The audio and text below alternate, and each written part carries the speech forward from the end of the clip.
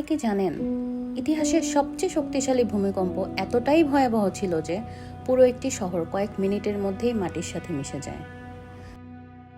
আজকের ভিডিওতে আমরা জানব এমন একটি প্রাকৃতিক দুর্যোগের গল্প যা শুধু মানুষ নয়, প্রকৃতির ব্যালেন্স পর্যন্ত কাঁপিয়ে দিয়েছিল।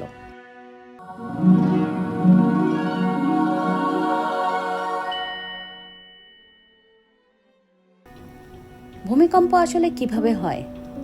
ভূপৃষ্ঠের নিচে অবস্থিত টেকটনিক প্লেটগুলো যখন একে অপরের সাথে সংঘর্ষে লিপ্ত হয়, তখন সৃষ্টি হয় শক্তি যা বাইরে ছড়িয়ে পড়ে এবং সেটা আমরা অনুভব করি ভূমিকম্প হিসেবে।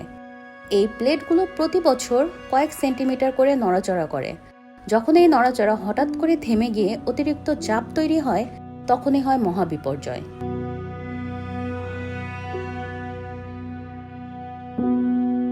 1960 সালের 22 মে চিলির ভ্যালডিভিয়া শহরে ঘটে এক ভয়ঙ্কর ঘটনা। ভ্যালডিভিয়া আর্থকোয়েক, যা রিক্টার স্কেলে 9.5 মাত্রার ছিল, এটি এখনো পর্যন্ত রেকর্ডকৃত সবচেয়ে শক্তিশালী ভূমিকম্প।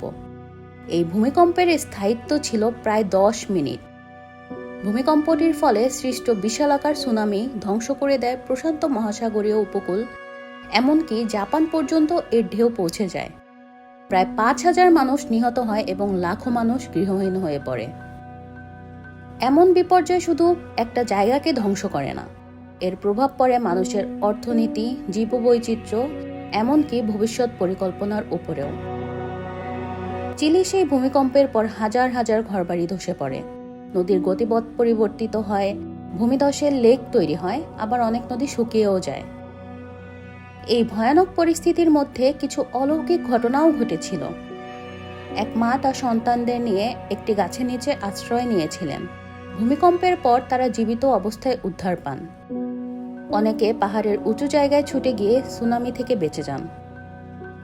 এই সব গল্প প্রমাণ করে প্রকৃতি যতই কঠিন হোক, মানুষের বেঁচে থাকার ইচ্ছা আরও শক্তিশালী।